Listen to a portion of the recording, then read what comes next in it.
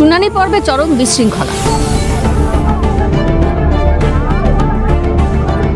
Hearing চলাকালীন মেদিনীপুরে জেলাশাসকের কার্যালয়ে হঠাৎই ঢুকে পড়ে তৃণমূলের বিএলএ টুরা। বন্ধ হয়ে যায় এসআইআর এর শুনানি প্রক্রিয়া। শাসক দলের দাবি লিখিত আকারে জানাতে হবে। অন্যদিকে ইআরও জানিয়েছেন ইলেকশন কমিশনের গাইডলাইন অনুযায়ী শুনানি পর্বের ডাক পাওয়া ভোটার ব্যতীত অন্য কাউকে ঢুকতে দেওয়া যাবে না। শুনানি স্থলে থাকবেন এআরও, এইআরও, মাইক্রো অবজারভার সহ ইলেকশন কমিশনের আধিকারিকরা। বিএলওদের সাথে হাতে হাত মিলিয়ে ফর্ম দেওয়া, ফর্ম তোলা, বাড়ি বাড়ি গিয়ে মানুষের কাছে শনাক্তকরণ করা বা যারা ছিল না তাদের কাছে গিয়ে ফর্ম দেওয়া, এইরকম ভাবে আমরা এত সাহায্য করার পরও লাস্ট পর্যায়ে যখন আমরা হিয়ারিং পর্যায়ে এসে দেখছি আমাদেরকে ভেতরে ঢুকতে দেওয়া হচ্ছে না। তো ভেতরে এমনকি যারা অসুস্থ তাদের বাড়ির লোকদেরকেও ভেতরে অ্যালাউ করা হচ্ছে না। তো আমরা সেই দাবিটাই আমরা এসডিও ম্যাডামের কাছে জানিয়েছিলাম, কিন্তু এসডিও ম্যাডাম এখনো পর্যন্ত বলছেন ওনার কাছে যদি লিখিত কোনো অর্ডার না আসেন উনি কিন্তু হিয়ারিং যে ক্যান্ডিডেট তাকে ছাড়া কাউকে ঢুকতে দেবে না।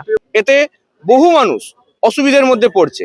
আমাদের এখানের যে ডেমোগ্রাফিক সিচুয়েশন, বহু এরকম স্লাম এরিয়ার মানুষজন রয়েছেন যারা তাদের সমস্যার কথা স্পষ্টভাবে তুলে ব্যাপারে যথেষ্ট ভোকাল নন।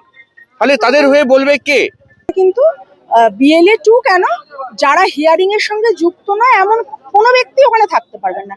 যারা হিয়ারিং নিচ্ছে অর্থাৎ ERO, এইআরও, micro observer, BLO, supervisor, মানে যারা অফিসিয়ালস তারা থাকবেন, এবং যারা হিয়ারিং নিতে মানে যাদের হিয়ারিং নোটিশ পেয়েছেন তারা থাকবেন। এই মুহূর্তে এই দুপক্ষ ছাড়া আর কেউ থাকতে পারবে না।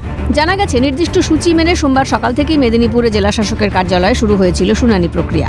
নির্ধারিত সময়েই হাজির হয়েছিলেন নোটিশ প্রাপকরা। হিয়ারিং চলাকালীন হঠাৎই ঢুকে পড়ে শাসক দলের বিএলএ টুরা। উত্তপ্ত পরিস্থিতির সৃষ্টি হলে বিএলএ টুদের হিয়ারিং স্থল থেকে বের করে দেওয়ার চেষ্টাও করা হয়, কিন্তু তা সম্ভব না হওয়ায় 40 মিনিটেরও বেশি সময় ধরে বন্ধ থাকে শুনানি প্রক্রিয়া। দীর্ঘক্ষণ লাইনে দাঁড়িয়ে থাকতে হয় সাধারণ ভোটারদের, ফলে জন্মায় ক্ষোভ। আমরা তো বয়স্ক মানুষ, আমাদের তো অসুবিধা হবে স্বাভাবিক এতক্ষণ দাঁড়িয়ে থাকার। কোনো বসারও অ্যারেঞ্জমেন্ট নেই এখানে, কোথাও বসার অ্যারেঞ্জমেন্ট নেই কোথাও। আমরা নজরগঞ্জ থেকে এসেছি 1 ঘন্টা আগে।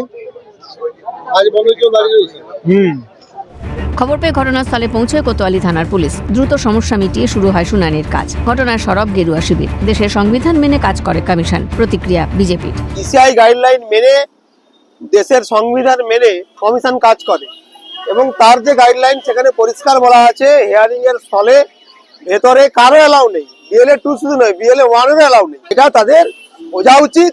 তাদেরকে বলবো একটু ভালো করে ইসিআই গাইডলাইনটা পড়াশোনা করতে। যেমন নজর রাখা হচ্ছে, এবং দীর্ঘক্ষণ পরে কিন্তু যে এসআইআর এর শুনানি যে প্রক্রিয়া, হিয়ারিং যে প্রক্রিয়া, সেই প্রক্রিয়া কিন্তু চালু হয়েছে। এরও আসে এবং ভিতরে যান। তারপর কিন্তু সাফ জানিয়ে দেওয়া হয়েছে ইলেকশন কমিশনের তরফ থেকে কিন্তু কোনো রাজনৈতিক দলের বিএলএ টুরা তারা কিন্তু ভিতরে প্রবেশ করতে পারবে না। একেবারে কিন্তু সাফ কিন্তু জানিয়ে দেওয়া হয়েছে। পশ্চিম মেদিনীপুরের ক্যামেরায় সায়নের সঙ্গে অভিষেক চক্রবর্তী, ক্যালকাটা নিউজ।